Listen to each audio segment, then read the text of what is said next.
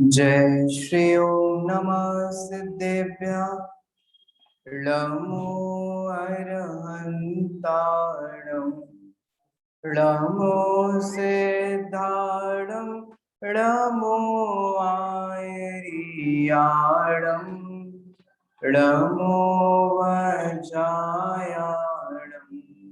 नमो लोये सबसाहुणम्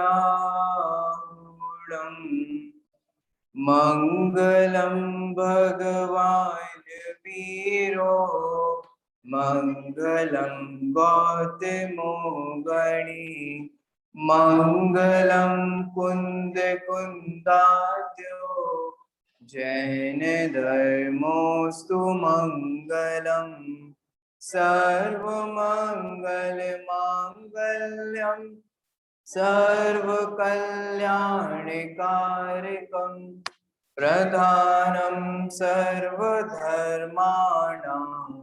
जैनं जयतु शासनं जैनं जयतु शासनं जैनं जयतु शासनम्। आज बहुत बहुत बहुत पावन अवसर है, बहुत मंगल अवसर है, बहुत अच्छा दिन है, क्योंकि आज श्रुत पंचमी पर्व है। जब भी हमारा कोई भी पर्व होता है ना, समझ लीजिए उस दिन हमारा सबसे अच्छा दिन है। आज श्रुत पंचमी पर्व है, आज की पीछे की जो कहानी है, और फिर आज की कहानी को सुनकर के हमारे भी कुछ दायित्व बनते हैं, वो भी दायित्व के बारे में हम समझेंगे।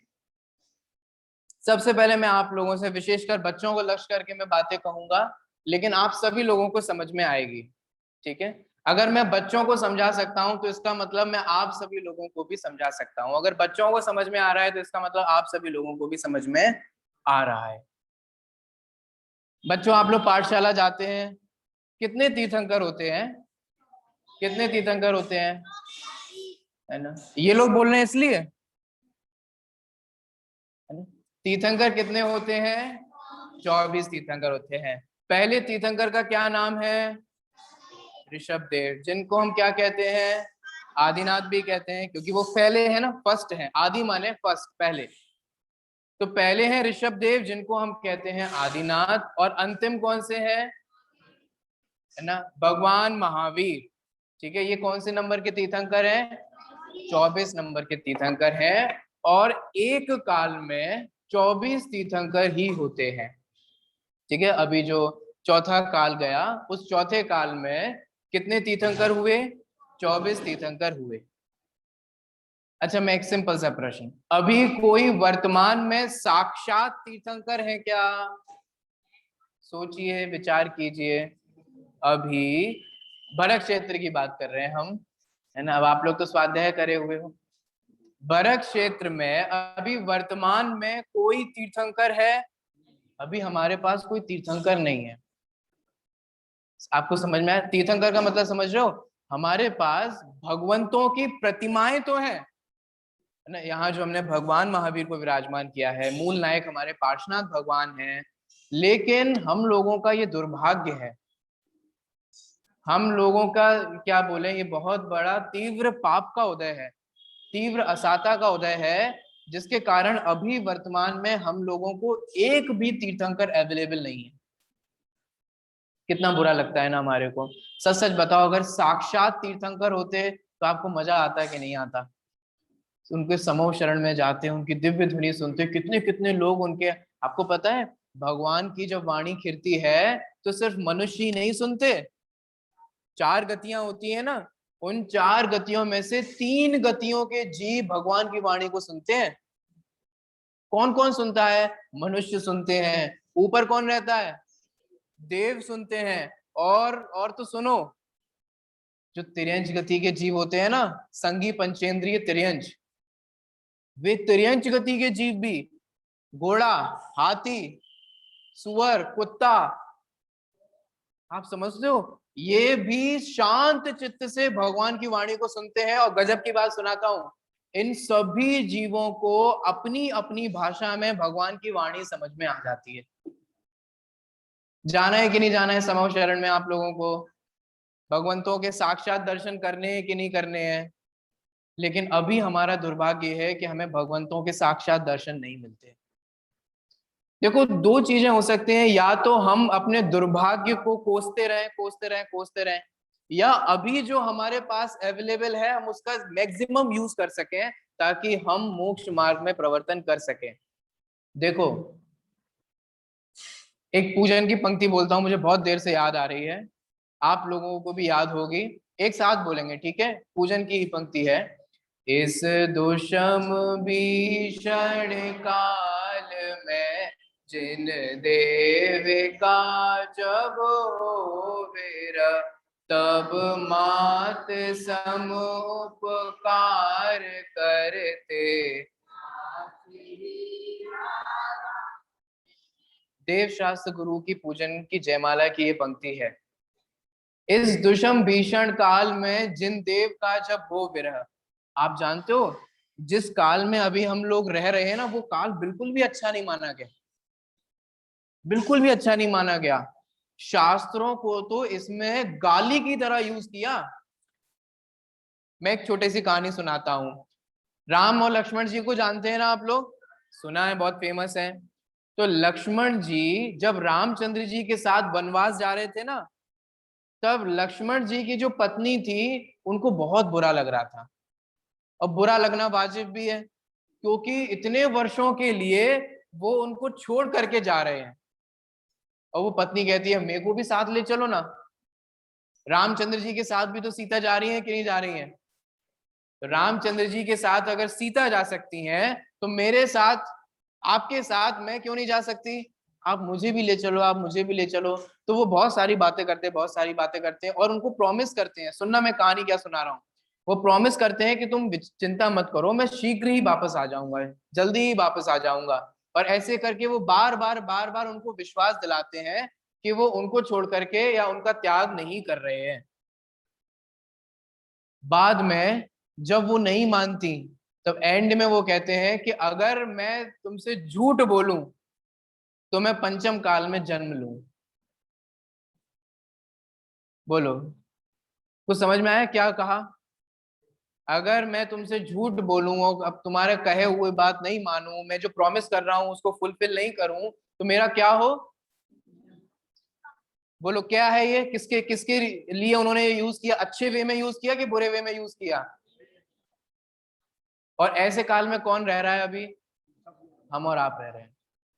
सुनो, माना कि अभी काल गंदा है, माना कि अभी काल अच्छा नहीं है, लेकिन एक बहुत खुशी की बात बताऊं, खुशखबरी, भले ही भगवान साक्षात नहीं हो, लेकिन आज भगवान की वाणी हमारे पास है। देखो, कई बार जैसे आज के जमाने में हम विचार करें, कोई व्यक्ति हमारे पास नहीं होता तो हम उसकी फोटो देख करके उसकी याद कर लेते हैं कि नहीं कर लेते हैं? है ना? उसकी कोई वीडियो क्लिप हमारे पास होती है तो उसको चला करके उसकी याद कर लेते हैं कि नहीं कर लेते हैं? मैं आपसे एक बात पूछूं, भगवान महावीर की फोटो दिखाइए, है आपके पास? किसी ने क्लिक की? कोई बात नहीं, वो रील वाली भी चलेगी, एचडी नहीं हो, 4K नहीं हो, बिना उसकी हो। कोई है भगवान महावीर की फोटो आपके पास? अच्छा, भगवान महावीर का एक रिकॉर्डेड प्रवचन सुना दो, सोचो। देखो, दुर्भाग्य से हमारे पास आज ये सब कुछ उपलब्ध नहीं है, लेकिन बहुत सौभाग्य से आज हमारे पास भगवान की वाणी उपलब्ध है, जिसे क्या कहा जाता है? जिसे कहा जाता है जिन वाणी। जिनवाणी कहते हैं ना इसे। जिनवाणी का मतलब क्या होता है बच्चों? जिनवाणी का मतलब होता है जिनेंद्र भगवान की जो वाणी है, उसे ही क्या कहा जाता है? जिनवाणी कहा जाता है। सुनो, आज के दिन ही हमारे जैन इतिहास की सबसे पहली जिनवाणी लिख करके तैयार हुई थी। क्या कहा? आज का दिन क्यों इंपॉर्टेंट है हमारे लिए, क्यों महत्वपूर्ण है? क्योंकि आज हम मना रहे हैं ना श्रुत पंचमी। श्रुत किसे बोलते हैं? जिनवाणी को श्रुत कहते हैं।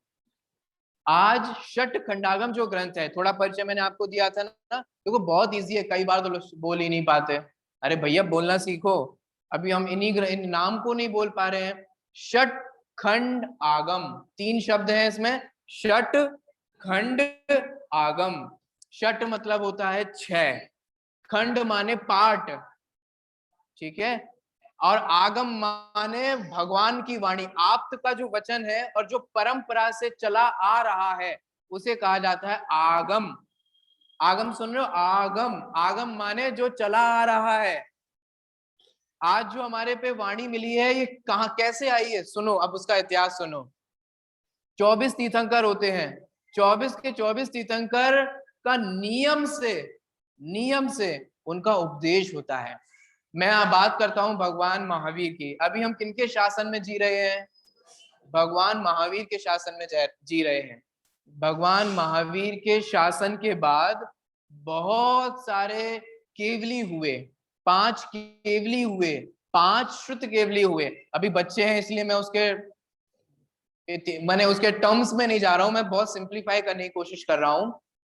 ऐसा समझिए, भगवान महावीर ने जो उपदेश होता है ना, उस भगवान महावीर के उपदेश को पूर्ण समझने में गणधर देव समक्ष होते हैं। जानते हैं आप लोग गणधर देव के बारे में, है ना? भगवान महावीर के कितने गणधर थे?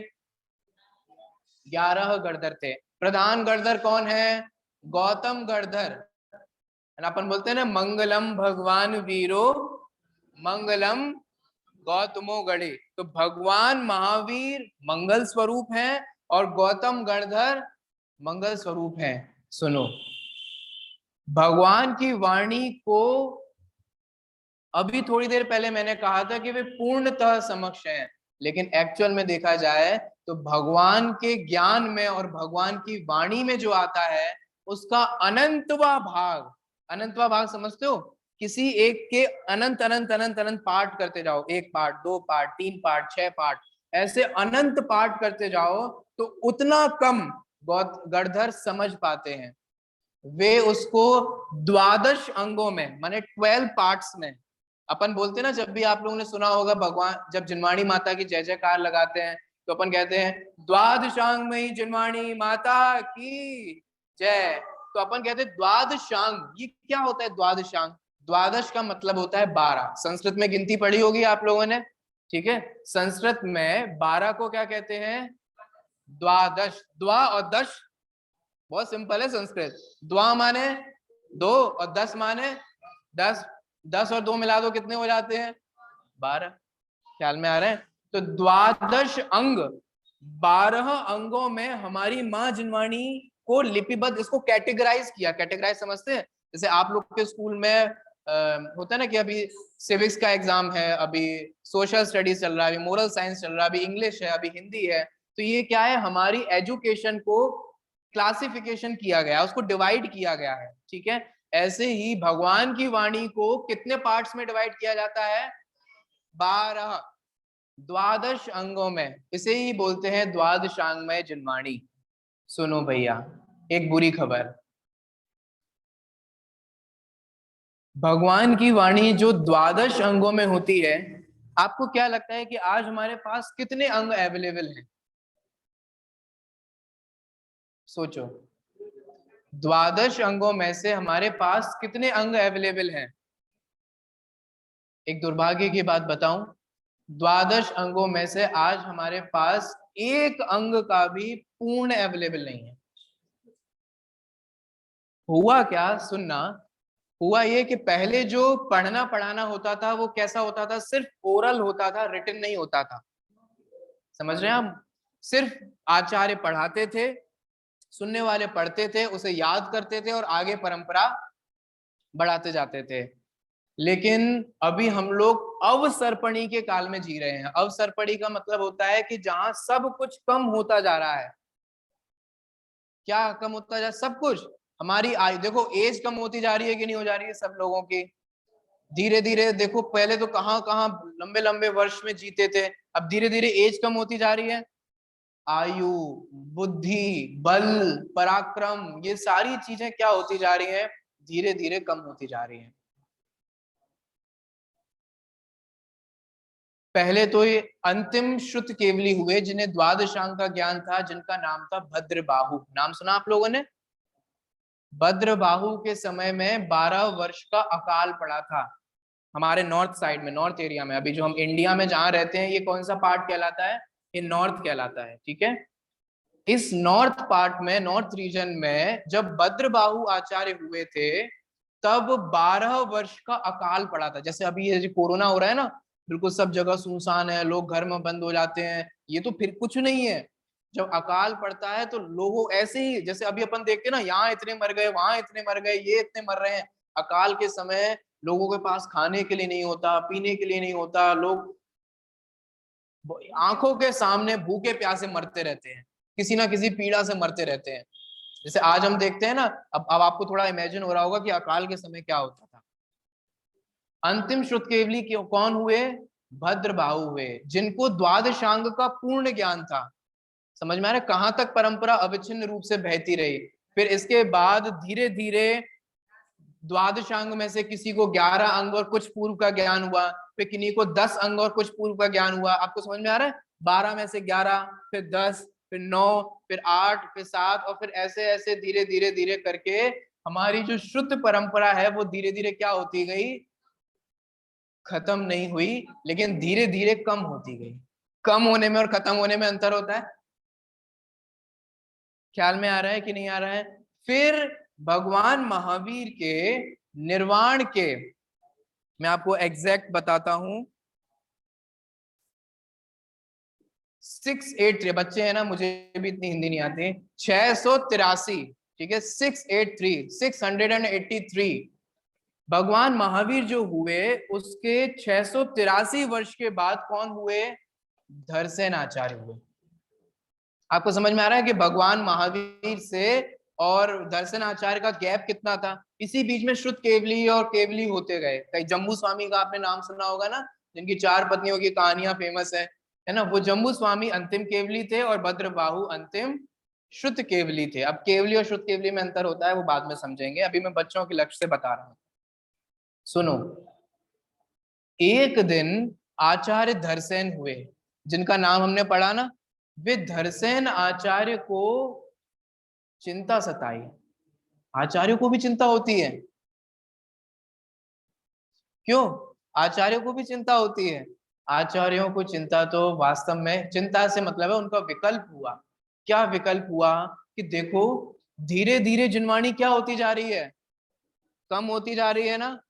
मुझे जितना आता है, आगे आने वाली जनरेशन को उतना भी नहीं आएगा। और अगर मैं इसको लिख करके सुरक्षित नहीं करता, तो जो मुझे आता है वो भी क्या हो जाएगा?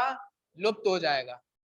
आपको पता है, आज भी आप में से कई लोगों को लगता होगा इतने ग्रंथ हैं, इतने ग्रंथ हम कैसे पढ़ें। लेकिन आज भी बहुत सारे ऐसे ग्रंथ हैं जो हमें मिलते ही नहीं।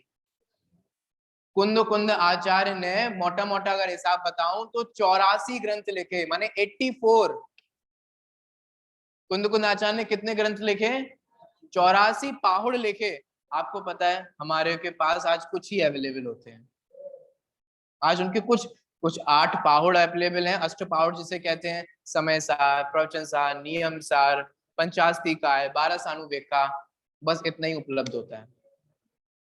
बाकी के हमें अवेलेबल ही नहीं है। बहुत बहुत आचार्यों ने, बहुत बहुत, समंत भद्राचार्य ने गंधहस्ती महाभाष्य लिखा, तत्वार सूत्र के ऊपर टीका लिखी, आज अवेलेबल ही नहीं है। आप देख पा रहे हो कि कैसे हमारे ग्रंथ नष्ट हो रहे हैं? आप देख पा रहे हो कि नहीं देख पा रहे हो? आप समझ पा रहे हो कि नहीं समझ पा रहे हो? कैसे हमने पहले द्वादशांग को लुप्त कर दिया, चला गया। मैं एक बात पूछूं आपसे, आप सभी लोग ध्यान से सुनना, आज मैं बिल्कुल अपना दुखड़ा रहूंगा। मैंने अंदर की पीड़ा बताऊंगा जो मैं देख रहा हूं। मुझे बहुत दुख हुआ। आपको क्या लगता है कि द्वादशांग एकदम से लुप्त हो गया होगा? बोलो। एकदम से लुप्त नहीं हुआ, धीरे धीरे करके लुप्त हुआ, और हम उस धीरे धीरे लुप्त होते हुए द्वादशांग को आंख बंद करके देखते रहे, और आज हमारे पास है ही नहीं। बोलो। मुझे कभी कभी ये डर सताता है, कभी कभी ये ऐसा भाव होता है कि अगर धरसेन आचार्य को षटखंडागम ग्रंथ लिखने का विकल्प नहीं आता तो हमारा क्या होता। सोचो, आज ये जो अवेलेबल है हमारे पास, वो भी अवेलेबल नहीं होता। लेकिन धरसेन आचार्य को ये विकल्प आया कि मैं जो अपना ज्ञान है वो आगे आने वाले लोगों तक दूं जिससे ये जो ज्ञान है वो क्या कर सके, सुरक्षित हो सके। देखो अभी मैं पूजन की जयमाला पढ़ता हूं, है ना, आप लोगों के सामने खुलवाई है ना, इसको पढ़ करके समझते हैं। शुद्ध परंपरा का रास देख गुरुवर को सहज विकल्प हुआ। पढ़ तो हमने लिया ही है, इसलिए मैं गद्य में भी पढ़ रहा हूँ। शुद्ध परंपरा समझते हैं आप लोग, जिनवाणी जो आ रही थी, परंपरा माने जो चली आ रही है, ठीक है, उसका क्या होता जाता है, रास। रास का मतलब होता है कम होते जाना। शब्द समझ में आ रहा है? तो शुद्ध परंपरा क्या होती जा रही थी, धीरे धीरे कम होती जा रही थी, घटती जा रही थी। ऐसा देख करके गुरुवर को सहज विकल्प हुआ। कौन से गुरुवर को? धरसेन आचार्य को सहज में विकल्प हुआ। क्या विकल्प हुआ? जिनवाणी को लिपिबद्ध कराने का उनको शुभ भाव हुआ। उनको ये विकल्प आया कि इस जिनवाणी को क्या कर दिया जाए, लिपिबद्ध कर दिया जाए। देखो एक बात और बताता हूँ, सुनना आप लोग ध्यान से। कल मैं प्रोफेसर अनिकांत जी का एक लेक्चर सुन रहा था, उसमें बहुत अच्छी बात उन्होंने कही। हम जैनियों बहुत लेट हो गए। आपको पता है वैदिकों में 4 वेद माने जाते हैं, ठीक है, ऋग्वेद, सामवेद, यजुर्वेद और अथर्ववेद। आज वे भी ये मानते हैं कि ये जो 4 वेद है ना, ये भगवान की वाणी है, श्रुति परंपरा है, चली आ रही परंपरा है। लेकिन आज उनके पास चारों ही वेदों के एक्चुअल टेक्स्ट मिलते हैं लिखे हुए। सुन रहे हो मैं क्या कह रहा हूं? उनके पास चारों वेद अवेलेबल हैं और हमारे पास द्वादशांग में से 4 अंग भी अवेलेबल नहीं है। क्यों? सोचो, हमने इस ओर ध्यान ही नहीं दिया। आज भी मुझे बहुत पीड़ा होती है, आप में से कितनों को ये विकल्प आता है कि हम, हमारे तक जो जिनवाणी आई है वो आगे तक पहुंच रही है कि नहीं पहुंच रही है? क्या आप अपनी आंखों के सामने नहीं देख पा रहे हो कि वर्तमान में कैसी आंधी चल रही है भोगों की? सुनो, मैं आप लोगों से कह रहा हूं, धरसेन आचार्य को ये विकल्प आया कि जिनवाणी को क्या करना चाहिए, लिपिबद्ध करना चाहिए। लेकिन उनकी एज होती जा रही थी, वो थोड़े एजेड हो गए थे, वृद्ध हो गए थे, और वो लिखने में समर्थ नहीं थे। तो उन्होंने ये विचार किया कि अगर कोई 2 मुनिराज आ जाते हैं और 2 योग्य मुनिराज आ जाते हैं, वे अपना सारा ज्ञान उनको क्या कर देंगे, ट्रांसफर कर देंगे, और वे दोनों ही मुनिराज उस ग्रंथ को क्या कर देंगे, लिपिबद्ध कर देंगे। देखो आगे, तब श्री धरसेनाचार्य ऋषिश्वर 2 मुनिवर बुलवाए थे। दर्शनाचार्य ने क्या किया फिर, 2 मुनिराजों को बुलवाया। अन्य जो संघ था, उस संघ में से उन्होंने 2 योग्य मुनिराजों को बुलवाया और 2 मुनिराज उनको मिले। कौन कौन से मिले? पुष्पदंत मुनिराज और भूतबली मुनिराज। नाम याद हुए आप सभी लोगों को? पहले मुनिराज का नाम क्या है? पुष्पदंत, और दूसरे मुनिराज का नाम क्या है? भूतबली। पुष्पदंत और भूतबली मुनिराज ये 2 आए। उससे पूर्व दर्शन आचार्य अष्टांग निमित्त के ज्ञाता थे, माने उनको इन सब निमित्त ज्ञान भी था, ये इनको ज्ञान हो जाता था। रात को समय जब वे विश्राम कर रहे थे, तब उनको एक स्वप्न आता है। किसको? दर्शन आचार्य को। कहानी समझ में आ रही है? दर्शन आचार्य को एक स्वप्न आता है, उसमें 2 उज्जवल बैल दर्शन आचार्य की परिक्रमा देकर के वहां बैठ जाते हैं। इससे दर्शन आचार्य समझ जाते हैं कि 2 मुनिराज आने वाले हैं, और वे जो 2 मुनिराज आने वाले हैं वे बहुत ही उज्जवल, योग्य, विनयवान और ज्ञानवान होने वाले हैं। ठीक है, लेकिन सुनो, वे उनके संघ के नहीं थे ना, इसलिए वे, उन्होंने सोचा कि हम पहले ये विचार तो करके देख लें कि वे जो 2 मुनिराज हैं वो योग्य हैं कि नहीं है। समझ में आ रहा है? तो आचार्य धरसेन ने पुष्पदंत और भूतबली मुनिराज को एक एक मंत्र दिया और कहा कि इसे 5 दिन के उपवास पूर्वक इसको सिद्ध करो। ख्याल में आ रहा है? मंत्र दिया और मंत्र की सिद्धि करने के लिए कहा। उन्होंने उनसे मंत्र लिया और वे बिना कुछ कहे, माने प्रणाम किए, योग्य विनय करके उनको फिर चले गए और मंत्र की सिद्धि करने लगे। जब मंत्र की सिद्धि की और मंत्र की सिद्धि करते हैं तो 2 देवियां प्रकट होती हैं। समझ में आ रहा है? कौन कौन सी 2 देवियां होती हैं? लेकिन जब वे उन देवियों को देखते हैं तो एक गड़बड़ी होती है उसमें। देव कभी भी विकृतांग नहीं होते। समझ रहे हो आप लोग? विकृतांग मतलब ऐसा नहीं कि किसी देव की आंखें ही नहीं है, कान ही नहीं है, कान ही नहीं है, हाथ ही नहीं है। मनुष्य होते हैं ना कई बार, लेकिन देव ऐसे विकृतांग नहीं होते। माने देव जो होते हैं वो परिपूर्ण ही होते हैं, देव गति के जीव। देवियां जो प्रकट होती हैं वे विकृत होती हैं। विकृत का मतलब उसमें से एक देवी के एक आंख नहीं थी, है ना, और दूसरी देवी के ही इसी प्रकार से एक विकृत अंग था, है ना। जब वो देखते हैं तो कह रहे हैं अरे ये क्या, एक देवी के एक आंख नहीं है और एक देवी के एक दांत एक्स्ट्रा है, ये कैसे हो गया, ऐसा तो होता नहीं है। फिर ये कैसे हुआ, ये कैसे हुआ? तो उन्होंने ये फिर समाधान प्राप्त कर लिया कि जरूर हमारे मंत्र में कुछ गड़बड़ है।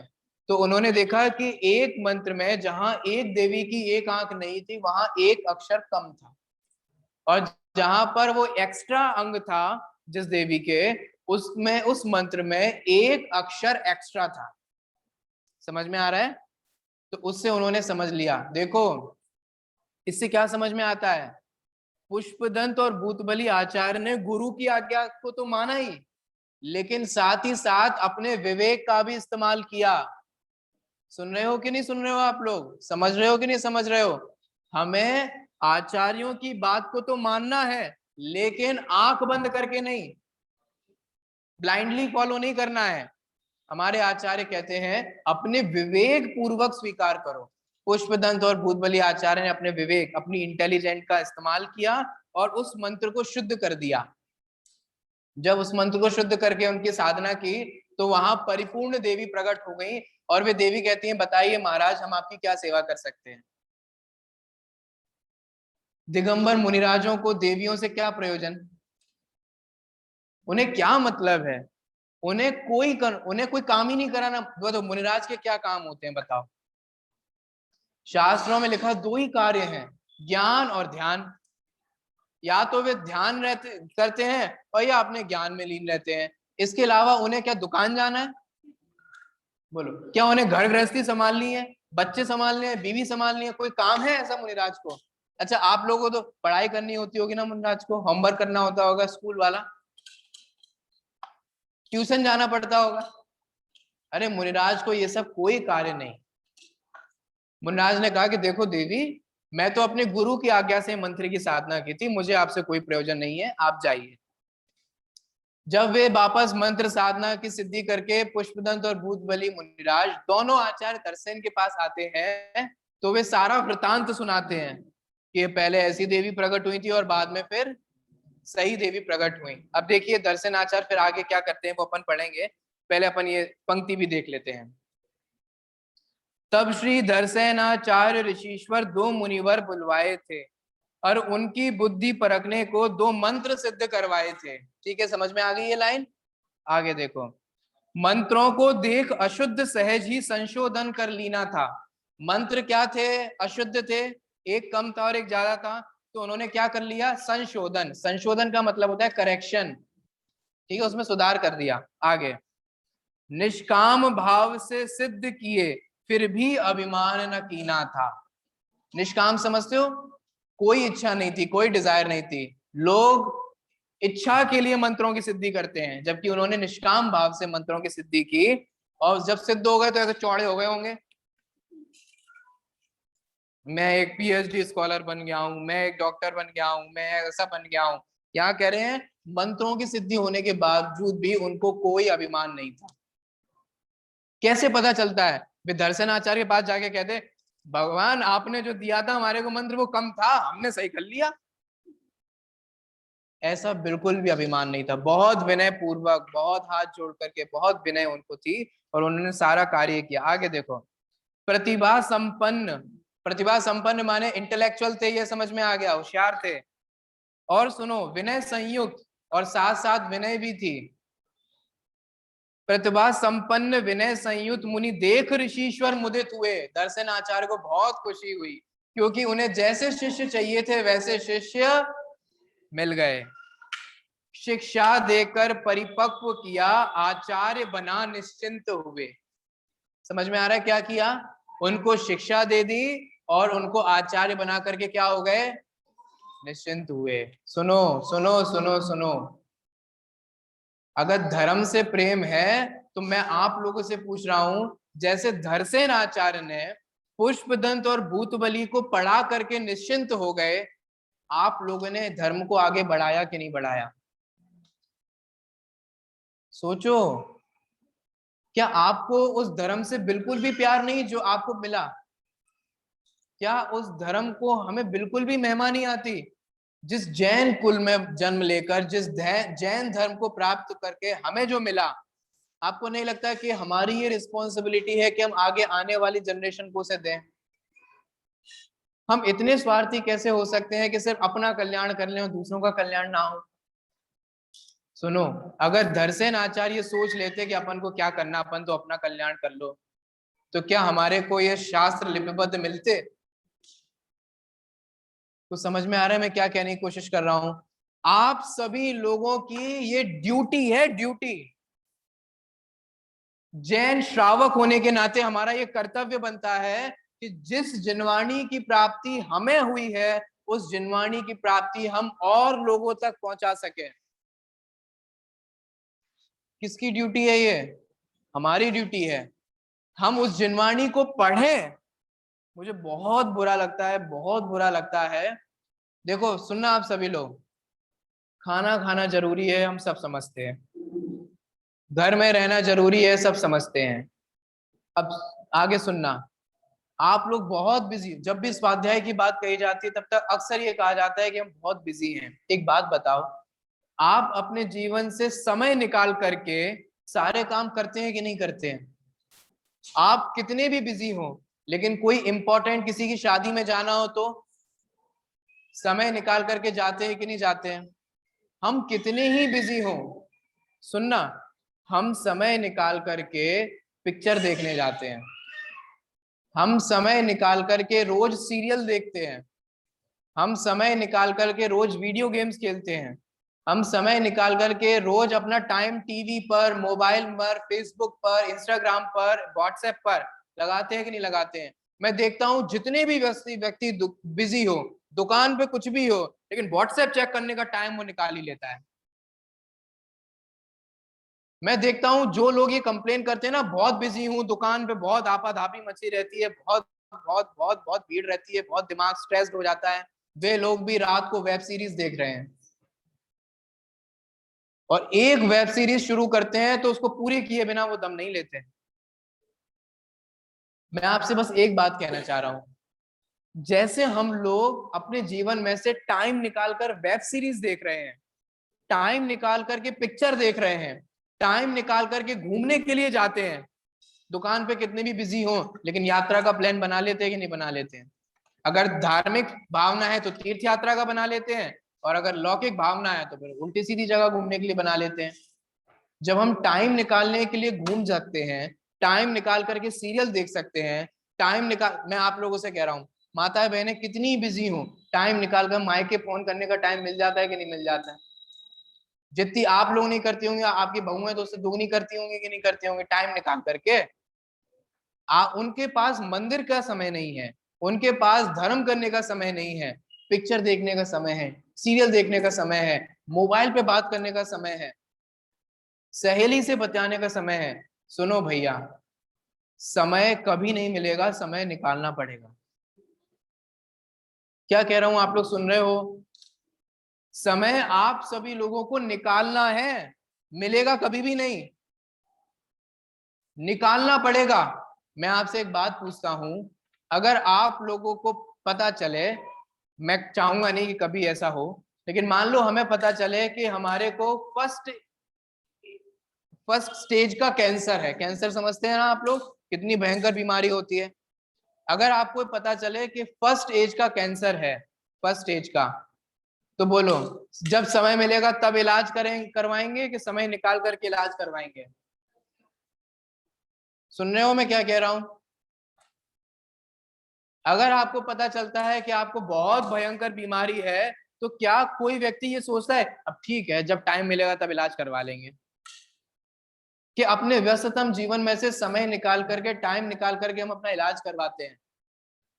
जैसे शरीर के इलाज के लिए ये सारे काम जरूरी है ना, ऐसे ही हमारे आत्मिक शांति के लिए जिनवाणी की शरण जरूरी है। समझ में आ रहा है क्या कह रहा हूं? वरना सचमुच आपको कभी जीवन में शांति नहीं मिलेगी। सच में अगर आप लोगों को अपने जीवन में शांति चाहिए हो, जीवन में समता चाहिए हो, जीवन को सुखमय बनाना हो, अपने लिए शांतिमय बनाना हो, तो आप लोगों को इस जिनवाणी को ग्रहण करना चाहिए। आप देखो कितनी बड़ी से बड़ी समस्याओं को हम लोग जैन धर्म के तत्व ज्ञान के आश्रय से चुटकी में सॉल्व कर लेते हैं। लोग अपनी समस्याओं को नहीं सुलझा पाते, लोग अपनी प्रॉब्लम्स को नहीं सुलझा पाते, लोगों को लगता है कि इससे अच्छा मैं मर जाऊं। आपको पता है बहुत सारे स्टूडेंट सुसाइड कर लेते हैं। कभी विचार करना कि कोटा में कितने विद्यार्थी लोग सुसाइड कर रहे हैं। वहां कोटा में नियम बनाया जा रहा है कि सीलिंग फैन नहीं लगवाया जाएगा रूम में। क्यों? सीलिंग फैन से क्या समस्या है आपको पता है क्यों ऐसा हो रहा है? बच्चों को एटम समझाया जा रहा है, परमाणु समझाया जा रहा है, स्पेस समझाया जा रहा है, चंद्रमा समझाया जा रहा है, मंगल समझाया जा रहा है। अपने को नहीं समझ पा रहा है बेचारा वो। मैथ्स की बड़ी सी बड़ी समस्या वो सॉल्व कर देता है, फिजिक्स के बड़े से बड़े चीजों को, इक्वेशंस वगैरह को सॉल्व कर लेता है, लेकिन अपनी प्रॉब्लम्स को कैसे सॉल्व करोगे? सुनो बच्चों, मैं आप लोगों से कह रहा हूं, अपनी प्रॉब्लम सॉल्व करना आपको हमारी जिनवाणी मां सिखाती है। स्कूल में कोई चैप्टर नहीं पढ़ाया जाता कि मैं सुखी कैसे हूं। स्कूल में कोई पाठ नहीं पढ़ाया जाता कि मेरी प्रॉब्लम्स में अगर समस्या आएंगी तो मैं क्या होऊंगा। बोलो, आपके स्कूल में कोई चैप्टर पढ़ाया गया एक भी? How to be happy in life, सच्चा सुख क्या होता है? कभी नहीं पढ़ाया जाता। लेकिन एक्चुअल में हमारे को सबसे ज्यादा जरूरत किस चीज की है? सुख की जरूरत है। अगर आप माता पिता हैं तो आपका कर्तव्य बनता है कि आप अपने बच्चों को जैसे स्कूल पढ़ाने भेजते हैं, आप अपने बच्चों को जैसे ट्यूशन लगवाते हैं, ऐसे ही आप अपने बच्चों को पाठशाला की प्रबंधन करवाएं। आपको समझ में आ रहा है कि नहीं आ रहा है? अरे मैं आपसे फिर कह रहा हूं, मत पढ़ो इस चक्कर में कि कौन पढ़ा रहा है क्या पढ़ा रहा है। अरे धर्म की तो बातें तो सीखेगा। क्या कह रहा हूं? वहां हम टीवी खोलकर उसको बैठा देते हैं आफत टालने के लिए।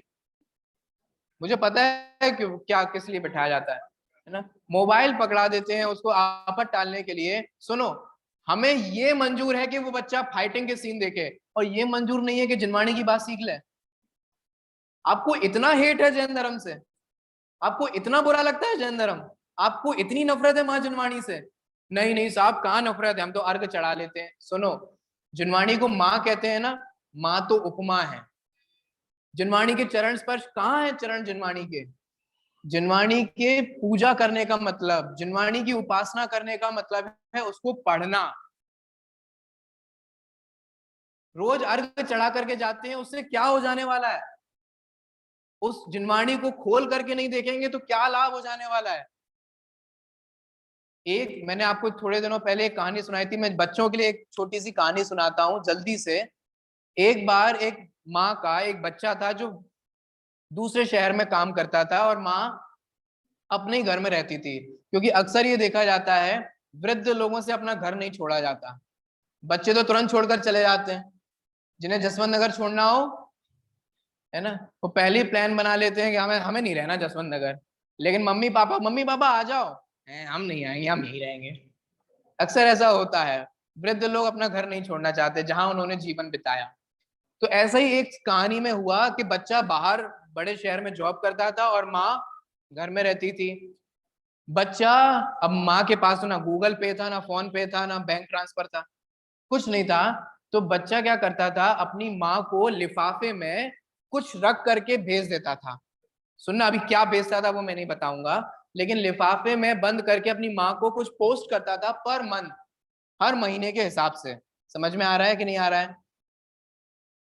वो बूढ़ी माँ उन पन्नों को समझती नहीं थी कि वो क्या है क्या नहीं है। वो एक एक पेपर लेती थी और उसको फ्रेम करवा करके उसके सजा के रख देती थी, हमारे लला ने भेजी है।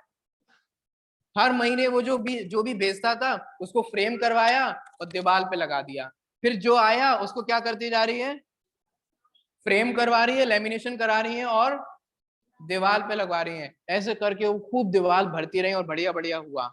लेकिन जीवन चलाने के लिए कुछ अंशों में पैसे की भी उपयोगिता है। पैसे उनको नहीं मिलते थे तो धीरे धीरे एक नौबत ऐसी आई कि वो भीख मांगने लगी, लोगों से मांगने लगे, अरे जीजी ने कुछ हो खाने के लिए तो दे दो, आज आपको कुछ बनाया तो दे दो, कोई आपकी उतरी हुई साड़ी हो तो दे दो। वो ऐसे मांगने लगी, ऐसे करने लगी। तो लोगों ने देखा कि क्या हुआ दादी माँ, आपका तो बहुत अच्छा बेटा है ना, जो जॉब करता है, अच्छी खासी कमाता है, शहर में बढ़िया मकान में रह रहा है, पर आपकी ये हालत हो रही है। क्या वो आपका बच्चा आपको पैसे नहीं देता? क्या वो आपको रुपए नहीं भेजता? अरे नहीं बेटा, वो हमारे को रुपए तो नहीं भेजता, लेकिन ये पता नहीं रंग बिरंगे कागज भेज देता है। ये जो रंग बिरंगे कागज हैं वो भेजता है, मैं उसको लेमिनेट करवा के रख लेती हूँ। तो उसको लगा कुछ ना कुछ गलती हो रही है, चेक करके कहाँ है दादी माँ, दिखाओ आपको कौन से कागज है रंग बिरंगे। तो जब वो घर जा करके देखता है तो वहां 2000 के, 500 के नोट और खूब ऐसे लगे लगे हुए हैं। आपको पता है जो हालत वो दादी माँ की हो रही थी ना, इतना पैसा होने के बावजूद भी लोगों से क्या मांग रही थी? भीख मांग रही थी। ऐसे हम लोगों की हालत भी यही हो रही है। हम लोग क्या करते हैं? बहुत दुखी हैं, प्रभु शांति करा दो, प्रभु शांति करा दो, प्रभु सुखी कर दो, प्रभु जीवन में शांति ला दो। उनने कहा कि ये ताबीज पहन लो, हाँ अब दे दो दे दो दे दो, कितने का? करोड़ का, लो लो। उन्होंने कहा ये करा दो, हाँ करा दो करा दो, और सब लोगों से सब कुछ करते जा रहे हैं। तो लोग कह रहे हैं क्यों, तुम्हारे पास जनवाणी नहीं है क्या? हाँ है ना, रोज हम अर्घ चढ़ाते, देख लो भरी पड़ी है हमारी जनवाणी अर्घ से। हम रोज अर्घ चढ़ा लेते हैं, नमस्कार कर लेते हैं, लेकिन अर्घ चढ़ाकर और नमस्कार करके कभी उस जनवाणी को खोल कर ही नहीं देखते। सच बोल रहा हूं आप लोगों से, मैं इसलिए और कह रहा हूं, बहुत पवित्र हृदय से कह रहा हूं, किसी भी भावना से नहीं कह रहा। मैंने इतने वर्षों में जितना भी जिनवाणी का स्वाध्याय किया ना, पिछले 7-8 सालों से मैं जिनवाणी को स्वाध्याय करने में लगा रहा हूँ, और ज्यादा से ज्यादा समय अपने आप को जिनवाणी का अभ्यास करने और कराने में ही लगाता हूँ। जो मैंने जिनवाणी से सीखा वो मैं आपको बता रहा हूँ। सच बोल रहा हूँ, सच बोल रहा हूँ, सच बोल रहा हूँ। जिनवाणी के अभ्यास किए बिना आपके जीवन में कभी भी शांति नहीं आ सकती, ये मेरे से लिख लो। बहुत मेरी ये सीख बांध लो, स्वाध्याय के बिना आपके जीवन में कभी शांति नहीं आ सकती। आपको कभी अपनी समस्याओं को सॉल्यूशन करने का नहीं दिखेगा, हमेशा असंतोष का जीवन जीते रहोगे, अनसेटिस्फाइड लाइफ जीते रहोगे, कभी जीवन में शांति नहीं मिलेगी। आप बहुत बड़े आप सोच नहीं सकते, मैंने तो बड़े बड़े लोगों को देखा है, बड़े बड़े आदमी बन गए, बड़े बड़े ऑफिसर बन गए, लेकिन आज भी वो कहते हैं अंतर में शांति नहीं है। कभी सोचा है इस बारे में? मैंने अच्छे अच्छे आईएएस और आईपीएस लोगों के इंटरव्यू सुने हैं, मैंने अच्छे अच्छे लोगों के बड़े बड़ी पोस्ट पे जो डॉक्टर्स होते हैं, इंजीनियर्स होते हैं, इन लोगों की मैंने बातें सुनी है। और जो हम जो ना अपना रोल मॉडल मानने लग गए हैं, एक्टर एक्ट्रेसेस जो होते हैं ना, ये जो सुसाइड कर रहे हैं, क्यों कर रहे हैं? सुखी हैं? आप सोच नहीं सकते कि इन लोगों को अपने जीवन की समस्याओं को सुलझाना नहीं आता। आपको पता है वो सॉल्यूशन हम लोगों को जिनवाणी पढ़ करके मिलता है। इसीलिए जितना हो सके उतना जीवन में, अगर आप बिगिनर हैं, नया नया स्वाध्याय कर रहे हैं, प्रथमान्यु की कोई एक कहानी रोज पढ़िए, माने एक कहानी से शुरुआत कीजिए, 15 मिनट स्वाध्याय को दीजिए। अरे मैं सच्ची बोलूं बुरी भाषा में, सच में बोलता हूं, धिक्कार है आपका जीवन अगर आप अपने 24 घंटे में से 15 मिनट भी नहीं निकाल सकते ना। मेरी नजर में आप पशु हो, कोई वैल्यू नहीं है आपकी।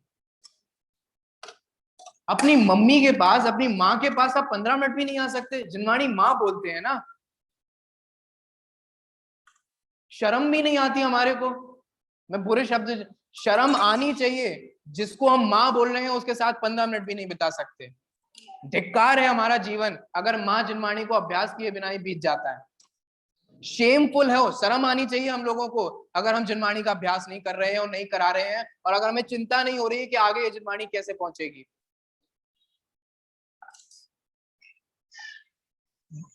धर से नाचार को विकल्प नहीं आता तो आज हमारे पास ये जिनवाणी उपलब्ध नहीं होती।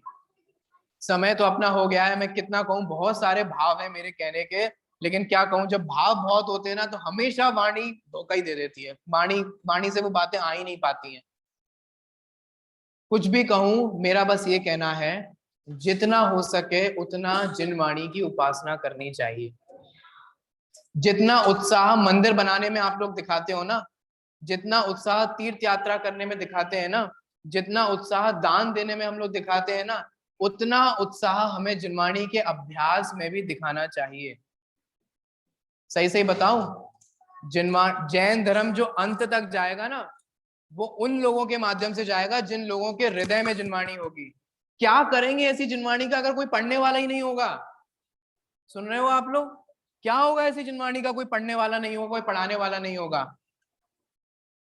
सुनो, क्या होगा आपके वैसे जीवन का कि आप मर रहे होगे तो कोई ढंग से समाधि वाला पाठ भी नहीं सुना पाया आपको।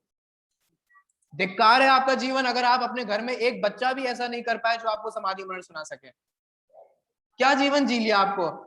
आप नहीं देखते वर्तमान में लोग अपने मम्मी पापा को छोड़ छोड़ करके चले जाते हैं, जॉब कर रहे हैं, टाइम नहीं मिल रहा, वीडियो कॉल पे उनकी अंतिम समाधि देख रहे हैं। ऐसा जीवन जीना है आप लोगों को? ये आपने बच्चों की परवरिश की है, आप चाहते हैं कि आपका बुढ़ापा ऐसे जिए?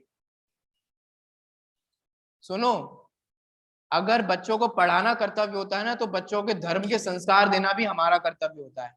बच्चों, अगर मम्मी पापा से हम लोग संपत्ति लेते हैं तो मम्मी पापा को अंत समय में धर्म की बातें सुनाना और समझाना ये हमारा कर्तव्य है, आप लोगों का कर्तव्य है। आप जिस घर में जाओ उस घर में आपको तत्व ज्ञान फैलाना है। हमारे आचरण से, हमारे रहन सहन से हमारे को समझ में आना चाहिए कि हम कोई विशिष्ट लोग हैं, हम कोई साधारण लोग नहीं है। छोटे दादा हमारे से ये बात कहते हैं कि जिस ट्रेन के कंपार्टमेंट में हम लोग बैठे हों, बॉगी बोलते हैं ना, जो भी बोलते हैं, ट्रेन के कंपार्टमेंट, जिस कोच में हम लोग बैठे हों, उस कोच में खबर फैल जानी चाहिए कि एक जैनी व्यक्ति यहाँ बैठा है। कुछ समझ में आ रहा है क्या मतलब है? हमारे आचरण से, हमारी पवित्रता से, हमारे पहनने से, हमारे ओढ़ने से, हमारे सोच विचार से, हमारी हरकतों से ये रिफ्लेक्ट होना चाहिए कि हम जैन हैं। कब आएगा? जब हम संस्कार ऐसे होंगे। बहुत बातें हैं।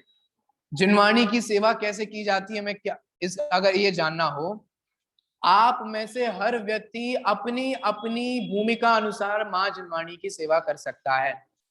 सबसे पहले अगर आप मेरे से बोलेंगे जिनवाणी की सेवा है पढ़ना। सुनो, एक ग्वाला था जिसको जिनवाणी मिली थी और उसको उपासना करता था। उसका फल उसको ये मिला कि वो बाद में कुंद कुंद आचार्य का जीव हुआ। सुनिए ना ये कहानी। वो ग्वाला तो अनपढ़ था इसलिए मात्र उपासना करता था। आप लोग तो अनपढ़ नहीं हो ना?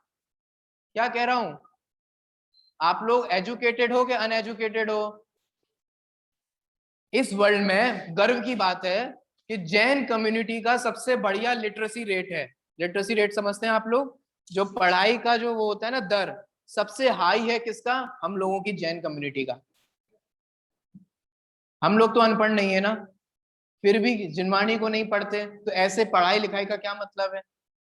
इसीलिए जिनवाणी को पढ़िए, जिनवाणी को सुरक्षित रखिए, जिनवाणी की सेवा करिए। जो पढ़ रहे हैं उनकी सुनिए, अपन हो सके अपने बच्चों को पढ़ाइए, नमोकार मंत्र पढ़ाइए, स्तुतियां याद कराइए, और जितना अधिक हो सके उस जिनवाणी को कंठ में बसाने की कोशिश कीजिए, याद करने की कोशिश कीजिए। जितना बच्चों, जब मैं आप लोगों की एज में था तो यहाँ कल्पना दीदी आया करती थी, और भी बहुत विद्वान आया करते थे, और भी लोग आते थे, बहुत बहुत स्तुतियां याद किया करते थे हम लोग। ये सब समता षोडशी, मंगल श्रृंगार, सांत्वनाष्टक, मेरी भावना और ये सारे स्तोत्र वगैरह जितने, ये सब तब मुझे अभी भी याद है। कब के याद है? तब के याद है।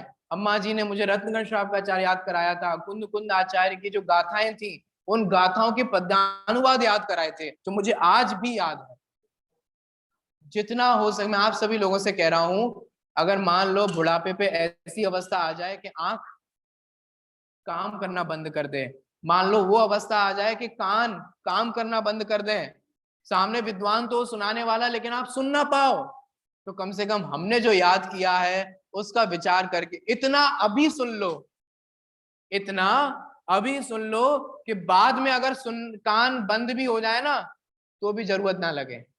इतना अभी पढ़ लो कि बाद में अगर मान लो अक्षर दिखे भी ना, पढ़ भी ना पाए ना, तो भी जरूरत ना लगे। खूब पढ़ो, खूब पढ़ो, हमारी ड्यूटी है। रोज समय निकालें, रोज समय निकालें। आप सभी लोगों से मैं निवेदन करता हूं बहुत प्यार से, 5 मिनट 10 मिनट कम से कम, मैं समझता हूँ 15 मिनट जिनवाणी को पढ़ने का आप लोगों को अब नियम लेना चाहिए। 15 मिनट तो नियम लेना ही चाहिए। 24 घंटे में से 15 मिनट भी नहीं दे पाए तो मैं सच्ची बोल रहा हूँ, पशु हैं आप, क्योंकि आप में और पशुओं में कोई अंतर नहीं रह गया। इसलिए स्वाध्याय का नियम लीजिए, जिनवाणी की सेवा कीजिए। ये जिनवाणी मेरे लिए लिखी गई है, इस भाव से पढ़िए। अभी की बात को मैं यही विराम दूंगा। आज इस पावन अवसर पर मैं हृदय से धरसेन आचार्य, हृदय से पुष्पदंत और भूतबली आचार्य का बहुत बहुत बहुत उपकार मानता हूं कि जिनके पावन अनुकंपा से ये शास्त्र लिपिबद्ध हुए। उन सभी आचार्यों के प्रति मैं हृदय में बहुत कृतज्ञता ज्ञापित करता हूं, बहुत उपकार का भाव मानता हूं, जिन्होंने मेरे लिए ये सारे ग्रंथ लिखे।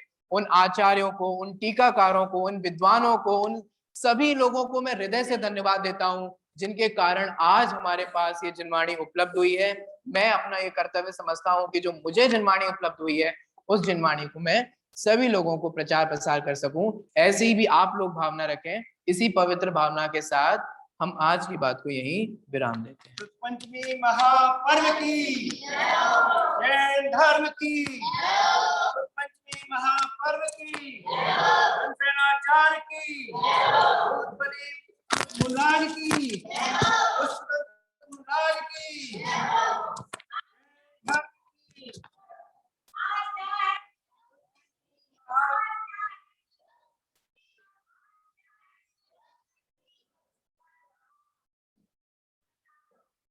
सहजानंदी शोध स्वरूपी अविनाशी